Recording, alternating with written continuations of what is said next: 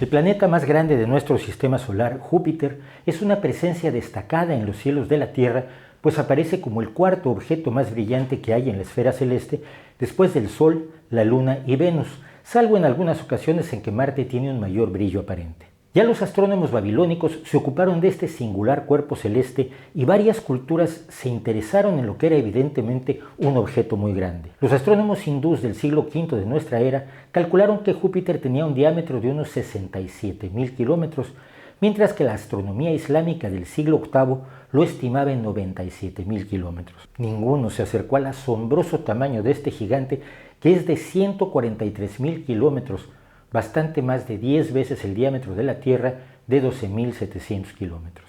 El interés por Júpiter aumentó a principios del siglo XVII, cuando Galileo Galilei descubrió las 4 mayores lunas de Júpiter: Io, Europa, Ganímedes y Calisto, hoy conocidas precisamente como lunas galileicas. Las implicaciones astronómicas y cosmológicas de sus descubrimientos fueron, por desgracia, menos evidentes en ese momento que las de orden religioso, con los resultados que ya conocemos. Mayores y mejores telescopios que el construido por Galileo permitieron estudiar más a fondo el planeta.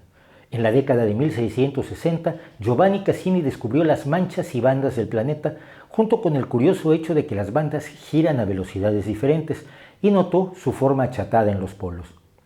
Muy poco después, Robert Hooke y el propio Cassini descubrieron independientemente una de las características más distintivas del planeta: la Gran Mancha Roja, un óvalo que hoy sabemos que es una tormenta anticiclónica persistente que ha durado al menos 180 años, pero probablemente tiene muchos más, aunque actualmente parece estar disminuyendo. No fue sino hasta 1892 cuando se descubrió un quinto satélite de Júpiter.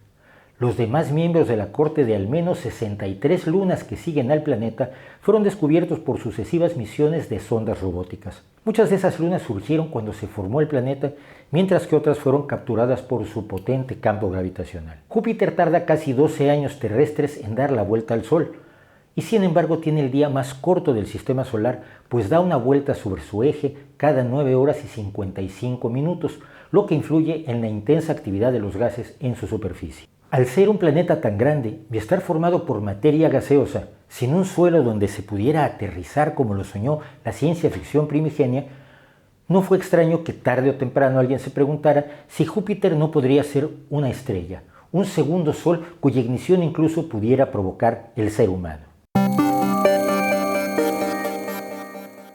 La estrella más cercana al Sol, nuestra vecina cósmica, es en realidad una estrella triple que conocemos como Alfa Centauri.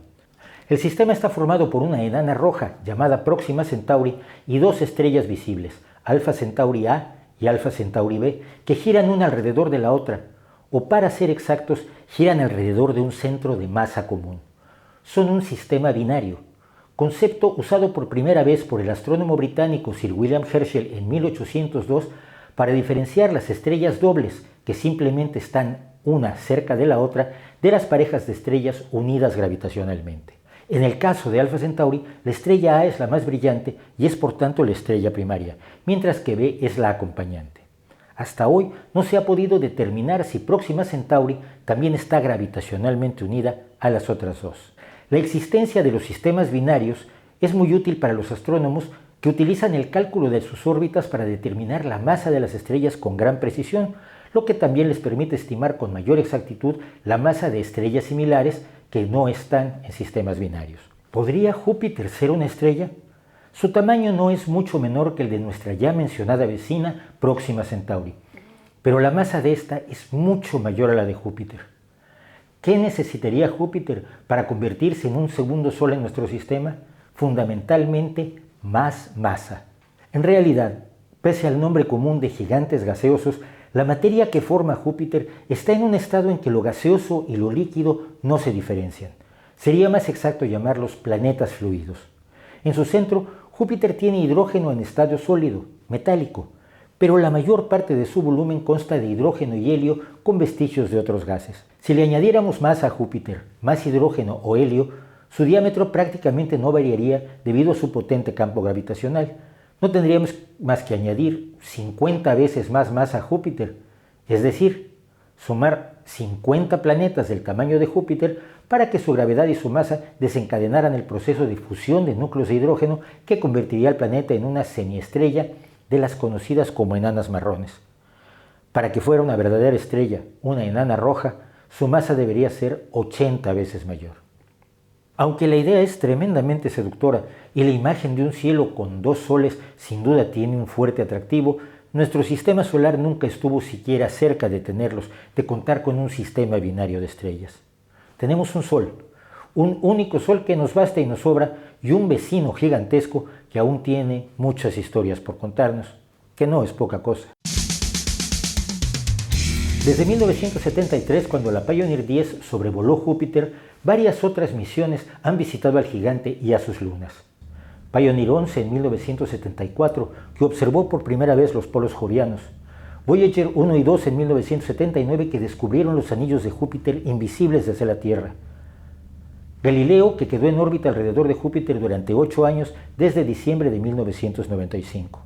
Ulises, misión conjunta de la NASA y la ESA, que observó Júpiter en 1992 y luego en 2003-2004 en su órbita alrededor del Sol. Cassini pasó por Júpiter en el año 2000 camino a su misión principal en Saturno. New Horizons visitó el planeta en 2007 y en 2016 llegó la misión Juno. Para 2020 está planeada la misión Europa-Júpiter, donde volverá a participar la Agencia Espacial Europea.